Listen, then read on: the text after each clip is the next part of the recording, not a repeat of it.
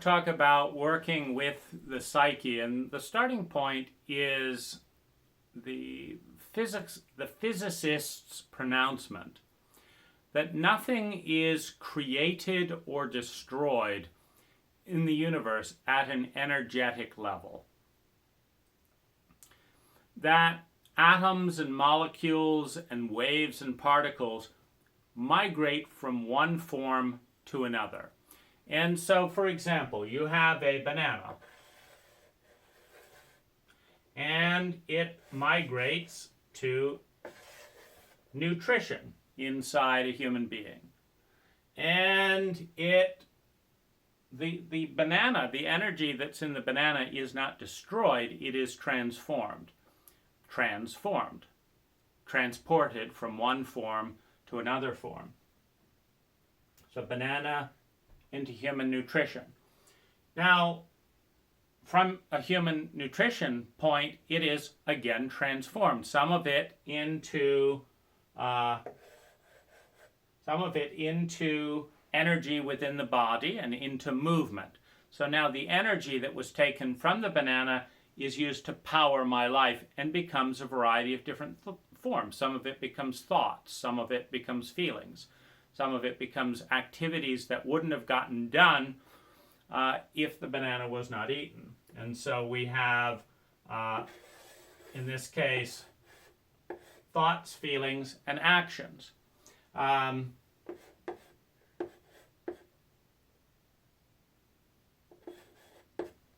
But then it's transformed again.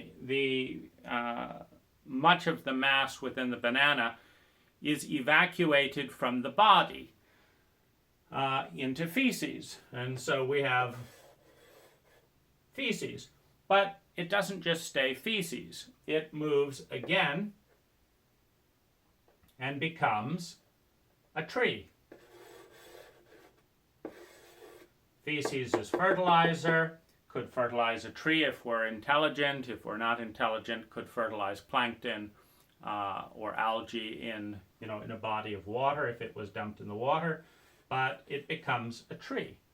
And from the tree, it becomes a banana. And so in this particular ecological cycle, nothing has been destroyed. There's no energy lost to the universe. It has simply moved ecologically through a variety of different shapes and will continue to do so indefinitely. Because if this banana is not eaten, for example, it will fall to the ground.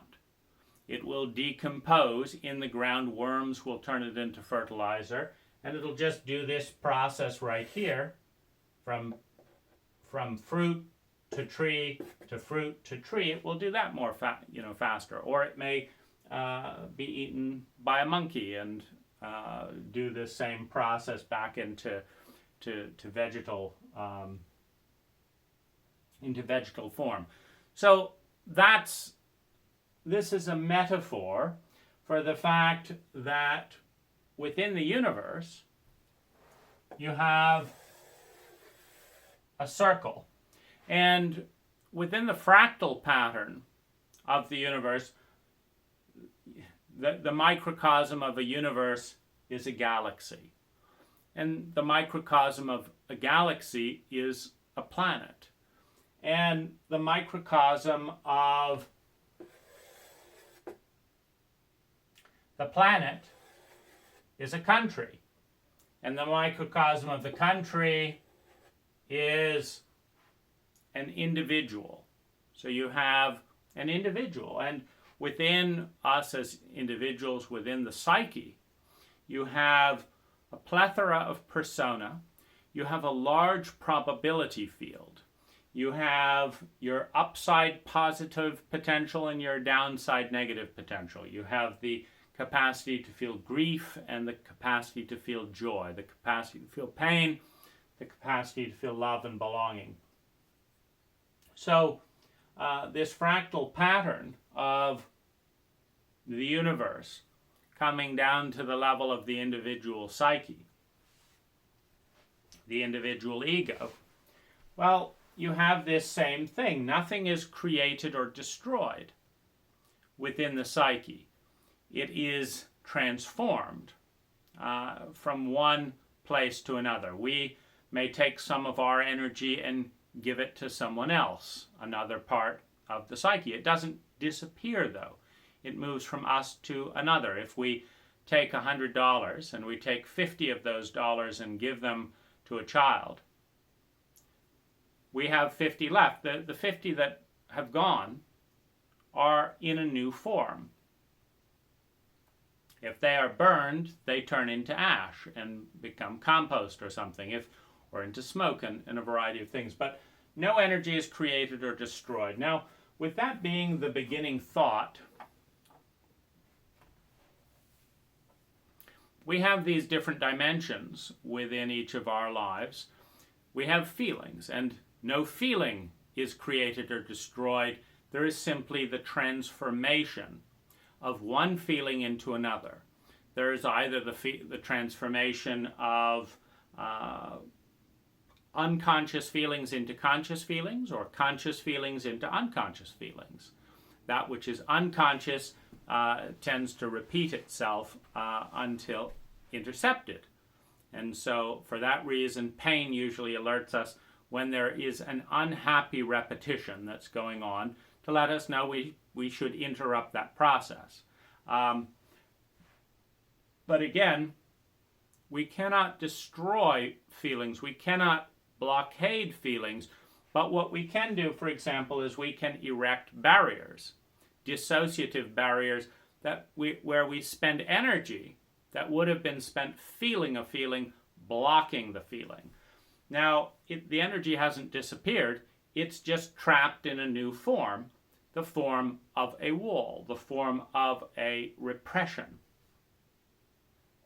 Now, if you think of a bicycle wheel turning, at some point every spoke will make contact with the ground. And this is a problem that we have within a framework of cultural taboo, within a framework of judgment. If we have a wheel that is moving, if life is moving forward, then every part of us at some point will make contact with the ground.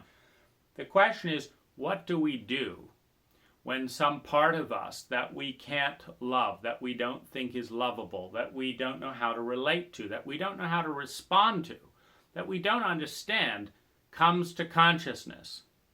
And there's typically a tremendous fear of the unknown in cultures like our own that are traumatically stimulated, meaning there's a history of trauma, and the trauma has not been identified or repaired successfully. You naturally project unresolved past issues onto the future because they tend to repeat themselves. History repeats itself unless you learn from it. And so if there's some part of ourselves that came up and our parents didn't know how to deal with it, and we didn't know how to deal with it because nobody taught us, beginning with our parents. Our parents pushed it down. Our parents told us to lie. You don't have that feeling. No, don't tell me about that feeling. Now we have a taboo feeling in the system. The question is, though, when you resist and block a feeling through judgment, judgment is a freezing dynamic, you stop the process of transformation. Now, when we divide the psyche into that which is behind the wall and that which is out in front of the wall, that which is behind the wall is not available to be transformed. It is pocketed energy. It's stored energy. So it's kept in there, unable to be used in a variety of present expressions within the psyche. But it's also out of circulation, which distorts the equation. See, when we look in an honest and unattached way at something, and we look through the emotional lens, the emotional thermometer that sprays up a ray of feelings in response to a ray of beliefs, a ray of thoughts, a ray of past experiences, a ray of present sensation, an array of future anticipated sensations in reality, future anticipated environment, we will have positive and negative feedback because that's the nature of things. We have a part in us that is fully spontaneous. We have a part in us that is filled with rigor and discipline. They are polarities.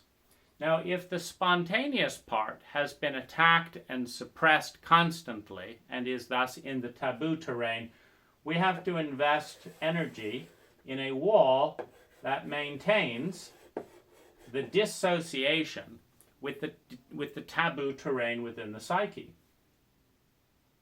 That taboo terrain within the psyche is not available to transform, and the energy holding and building this wall together is not available to transform. They're both captured within fear, within traumatic dissociation, within judgment, within shame, within dissociation. They're trapped, and so it's like taking that banana that we had, and rather than giving it to the human being for nourishment, etc., we're putting that banana in a block of ice. Now, in a block of ice, the transformation will be very, very slow. Now, the benefit of that is that if we infuse that ice with analysis and consciousness before thawing it again, we may be able to understand what's going on within this banana that we didn't know. Maybe we didn't know what a banana was. Maybe we didn't know it was for eating. We didn't know, is it a bomb? We just see this shape. And we know that, ancestrally, that some things that people eat kill them, and other things that people eat, they live. And so there's an unknown here. And the more traumatized the environment and the history, the more afraid we are of the unknown. The more afraid we are of the unknown, the more we want to spend energy slowing time down. The more we understand and embrace the unknown, the more we want to free things up.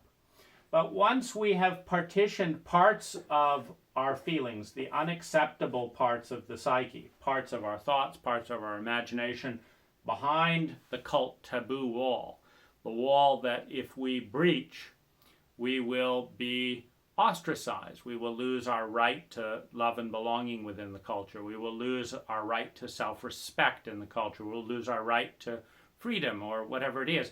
By putting these things back there, we gain entrance in the cult or the culture, but we tie up often more than 40% of our energy. It's just bound up in an unuseful form, meaning its only use is to hide and deny parts of ourselves so that we gain cultural admittance.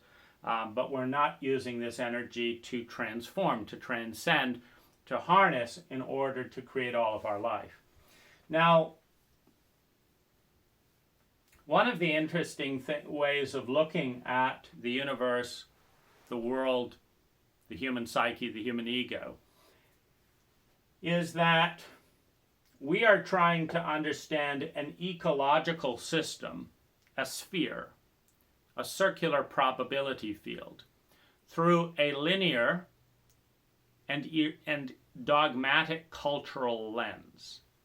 The linear and dogmatic cultural lens creates the illusion of waste because as we refract the totality of the probability field, the totality of the whole, as we refract that energy through the cultural lens, 40% of who we are as a probability field comes up in the terrain of cult shame, of cult taboo. And in order to escape the desiccation of our human needs, survival, security, love and belonging, and self-esteem, which in turn then provides us the legitimacy within a cult to go out and develop our gifts. So within these human needs, when an entire cult says sensitive men are not welcome, or women who raise children are not valued as highly, and they will not make as much money as women who don't, or men that don't, now you've skewed you've skewed the circle of probability into an oblong shape, an asymmetrical shape, where you are rewarded for spending vast amounts of energy to deny and suppress yourself, and you're punished for letting that energy re-enter the ecology. However, within an evolutionary paradigm, and within the journey in and out of any set, a set being a mathematical system where energy comes into a set, into an algorithm, digests and processes itself through, and will ultimately leave the set, where consciousness comes into the body through inception and the womb and birth, etc., and ultimately leaves the set through death, through transformation. Because when we die, the body doesn't vanish. All of the energy that is stored in the body goes back to nature in one form or another. If the body is incinerated, the energy is released as smoke and ash. If the body is placed in a hole in a garden, it is replaced and goes back into nature as fertilizer. And so all energy returns ultimately. And the consciousness that entered the set is not destroyed, it is transformed. It becomes a different form of energy. All breath that comes in ultimately goes out. All incarnation ultimately leaves. The supposition is that every cult in human history has dogmatically and at times intelligently applied pressure to suppress certain parts of who we are and develop other parts of who we are. In doing so, to a certain extent, we enter the dis-ease of the cult, because we must erect a barricade and put certain energy behind that. When we die, or if we become liberated from our cult, we will dissolve this barrier and free up energy to a form that is more intelligent and valuable to us than the barrier. We will then participate and gain access to the emotional information that, in the most healthy sense, gives us a Buddha-like equation around many things. Because in the goal of letting go of attachment, the first thing we let go of is the barrier of denial that blocks parts of who we are. So we're letting go of our attachment to not being this way. I'm a Buddhist, I could never have hate. Well, behind the barrier are things that you hate. Because if you did not hate things and feel helpless to express certain parts, there wouldn't be a barrier. So by definition, if you've got a taboo cult barrier that says, I can't look at this, I can't do this, I can't do that, there is an element of hate. And if hate itself is behind the barrier, now you've got a barrier, and feelings about the barrier have to be kept behind the barrier. You now have unconsciousness, you have now what's called the dark shadow. You have the light shadow, that which is brilliant and luminous, that cannot be seen and acknowledged. The kindness, the joy, the heavenly presence, the angelic presence, the fact that we all have that potential and probability field as well, can't be discussed. Can't be discussed in a dynamic where it can't be talked about, because we have another wall over here that blocks out part of our light shadow, part of our beauty, part of our joy. So we then exist in this area here, but not too intense. We have another little barrier there, and not too this here. So we create a much narrower box, and those boxes are called cults or cultures.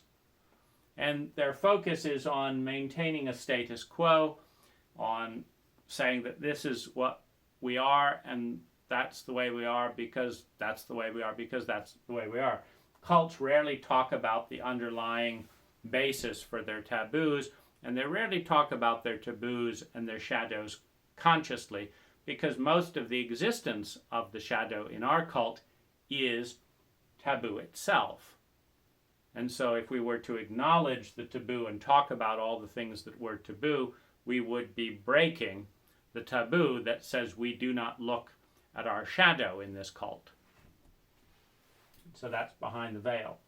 The point is that while every cult in human history has taken the symmetry and the complexity of the infinite sphere and refracted it into a polarity of good and bad, of evolution and devolution, of good and evil,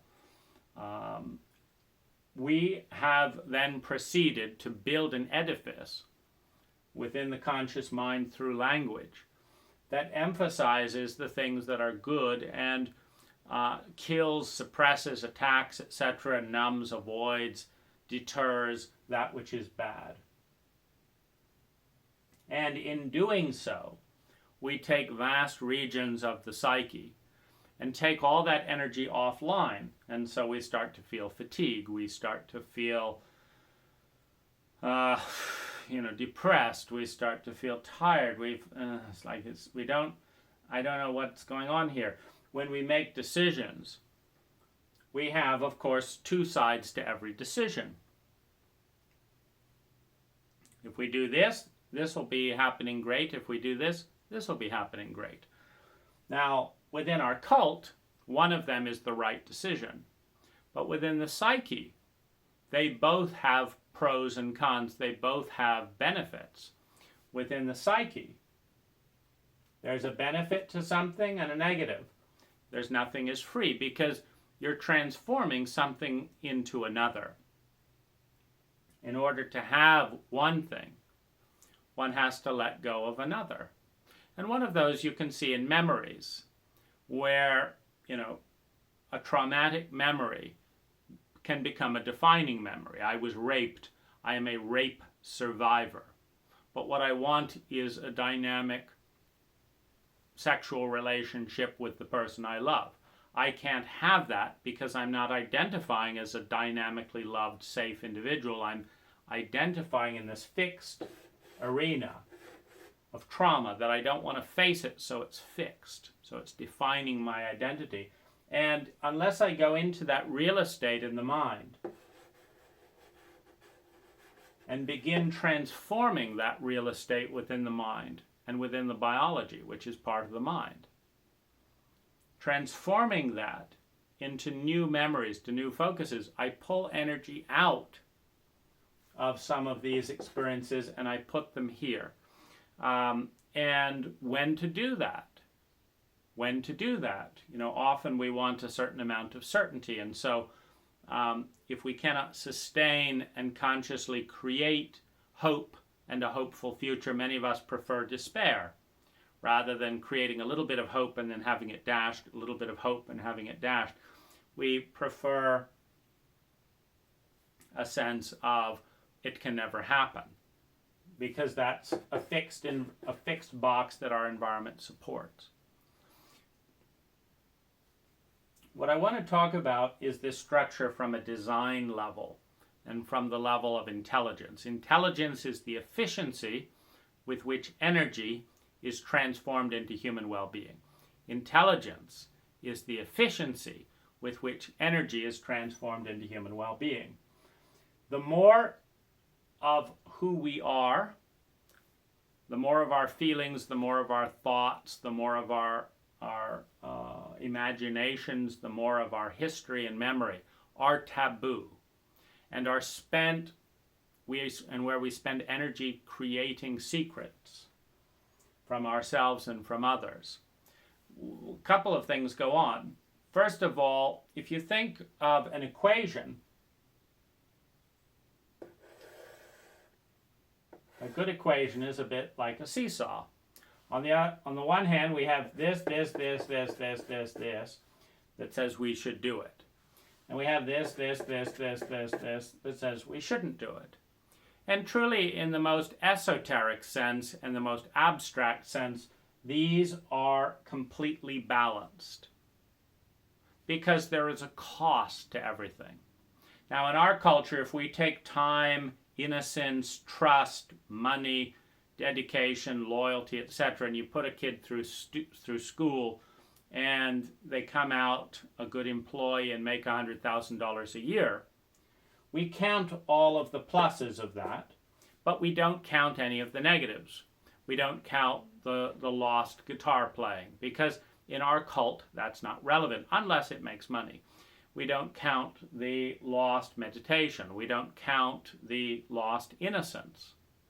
We don't count the negation of thinking, because a lot of our school curriculum is absolutely absurd. So you have to give up thinking in order to go through the curriculum, because if you're thinking, you wouldn't go through the curriculum, because it's not an intelligent curriculum as currently designed. And so there's a cost and there's a benefit. Now, what a cult will say is it will look at the benefit and it will blockade the cost. And so it'll say, this is free, everyone should do it. It's a no-brainer. Because all cults are self-referential.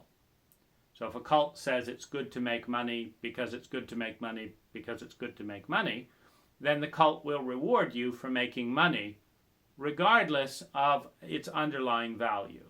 So, for example, your cult will say you're more successful if you become depressed making money. And it will tell you that you're not successful if you become happy not making money. Because a cult is self-referential. It's not referencing your internal state. It's not referencing ecological impact. It's referencing itself. And a capitalist cult is what it says. It is in loyalty and in league with capital. It is defined by capital. So if you make capital through an activity, through a service, a job, then you are successful as defined by the cult. But there is a price, and that price has to be ignored in order to sustain the dogmatic, it's a no-brainer, everyone should do it. It's a no-brainer, everyone should exercise. It's a no-brainer, everyone should eat raw food. It's a no-brainer, everyone should make money, whatever it is. The cost of that is taken out of the equation. Now, when you've got a decision to make, you've got areas of the decision that are inside the cult's purview that will be visible. But if you're in a brainwashed state of dissociation with a large part of who you are, almost all of us are in that condition to one degree or another, then the opposite part of the decision is invisible. What this means is that we make decisions based on what's good for one part of who we are, while not understanding the cost paid by another part of who we are.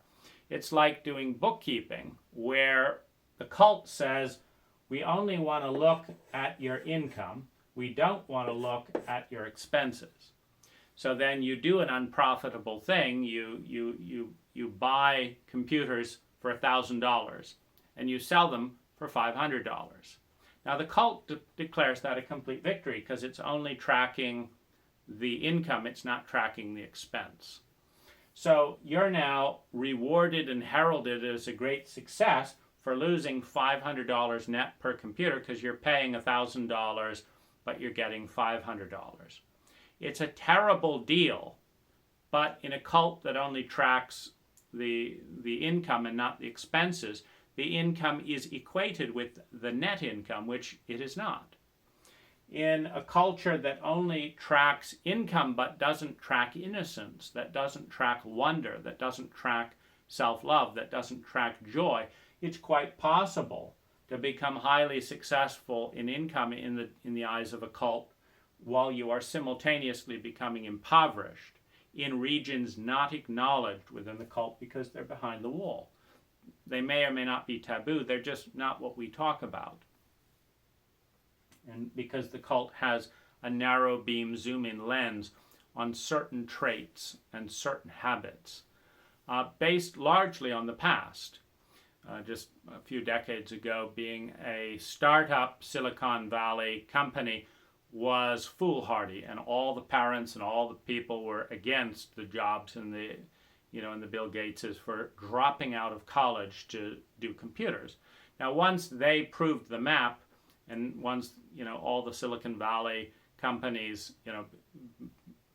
that survived make lots of money, now the cult shifts its tone and says, okay, you can be a startup person too. That has been proven to make lots of money.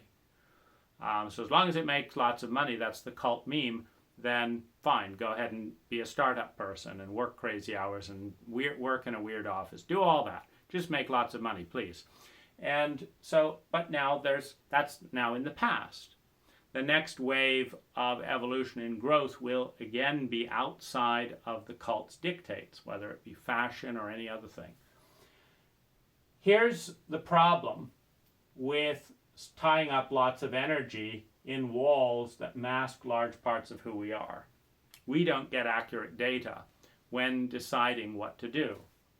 We don't get the full picture as we're making a decision. We don't get to say, gee,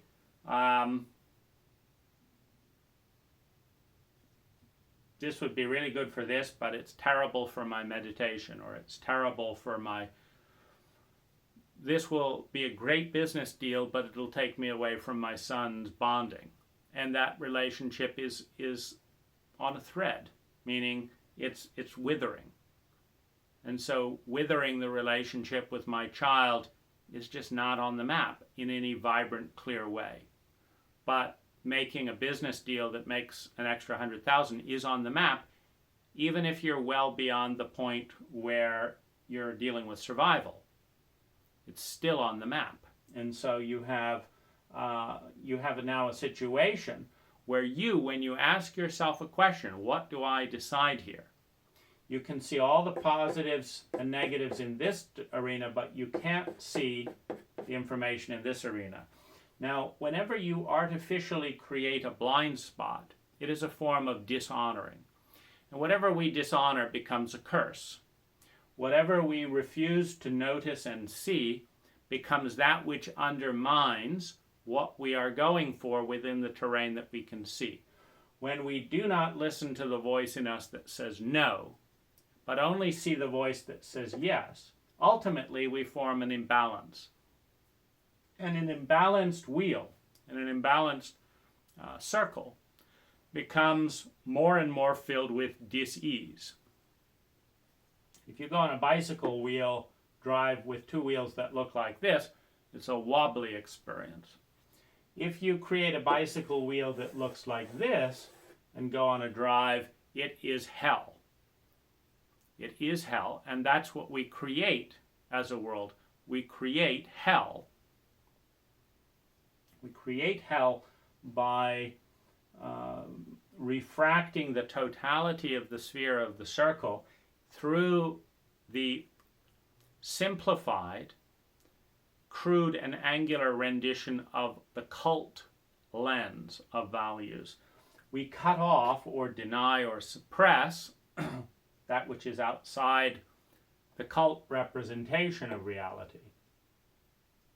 You can have a sphere and the cult can cut it in half and say everything on this side is bad, thus creating the illusion of garbage. Human beings are the only creature in the history of the planet to have the idea of garbage. Nature doesn't have an idea of garbage. There's just energy in a variety of different forms. And some energy creates massive amounts of ecological life and well-being and diversity and creativity. And some energy in certain forms creates lots of death, as in nuclear waste creates lots of death. And so in that dynamic, we create the illusion of garbage, but we also have turned a circular bicycle wheel into a half wheel, which drives very, very smoothly until we get up at like 2 in the morning and certain personas start entering the psyche, and then it's a clunk, and drives nice at work, again, trying to make money, and then clunks down. And it's the violation of that violence of cutting ourselves in half and then disowning half of who we are, that creates an enormous amount of pain, separation from and longing for wholeness, separation from and longing for integration. Now, as we are disintegrating by cutting ourselves into bits, we are fragmenting and weakening ourselves and putting this energy against this energy, rather than stabilizing the wheel as spokes in a wheel that creates an effortless, inefficient motion in a balanced and symmetrical direction. We're now using bits of energy over here to attack bits of energy here, and bits of energy up here to attack this, and this energy in here to deny what's going on. We're now spending up to 80% of our energy to maintain a cult facade, a cult presentation, at the expense of large parts of who we are that our cult lacks the sophistication to deal with. What's the conclusion of all this? Namely, that is, we move in the direction of coming to consciousness of who we are, in the fullness of who we are. As we dissolve the barriers from feeling all of the feelings, from grief to terror to trauma to pain to rage to love to ecstasy, that as we open up the lens to see a wider sense of the self in all of its personas, we can now look at decisions and get more information. We can now look at decisions and get more information and say, well, this is good for this, but not for this, and this is good for this. And we can see what part of us needs nourishing. Because the part that needs nourishing is the symmetrical part that's just ahead of our positive momentum forward. In a bicycle, you want to lean forward to the part that you're just about to turn into. The wheel is always staying in front of you, and it's the circular process of moving through space that is most elegant, as opposed to, trying to ride a bicycle that's just a straight linear line. It's very, very difficult. Too fast or too slow. There's a lot of volatility in a line shape of propulsion, but there's a lot of grace, a lot of symmetry, a lot of efficiency in moving in a circular direction forward, which is why we have circles for wheels on all of our intelligent vehicles. It's why we have circles for props in all of our rockets and planes. We want energy to be circular if we want efficiency. So the cult is what is refracting the circle into polarity and into various bits. And it is our consciousness, our instincts, our body, etc., and paying attention that is taking us back towards wholeness. In order to efficiently navigate a system, we want all of our energy available to us. And we want the technology to transform thoughts and feelings and actions into higher and higher complex forms that create well-being more efficiently. Electricity is more efficient at washing clothes than carrying bundles of clothes down to the river. But there's also a cost to that. The women who meet on the river and do laundry 3 or 4 hours a day are doing yoga in the water. They're out in the environment. They're getting in touch with their body. The person addictively watching Netflix while the washing machine turns is losing that part of them. That's the true cost of that dynamic. When you don't have a kid, you save money, you advance in your career, and you lose a fundamental human experience of having a child. If you put someone in jail and refuse to talk to them and learn from them, you're spending large amounts of the cult's money and resources and time to imprison and guard the prison, and you've taken that energy out of circulation. The same is true at a psychic level. When you create prisoners within thoughts, imaginations, I cannot let myself think that, we then lose the opportunity to learn, to grow, and have a relationship with that which we cannot and will not talk with. And sometimes we need to freeze and create prisoners within the self and other to slow the process down, to learn a better way of doing things. So there's a positivity to freezing and slowing things down. But there's also a positivity to opening up and creating more freedom and grace. There's a price for everything. No energy is created or destroyed. To reach our full potential, we must have access to our full thoughts, our full feelings, our full energy, and weigh what brings the most health, the most beauty for the next turning of the wheel to guide us on our path.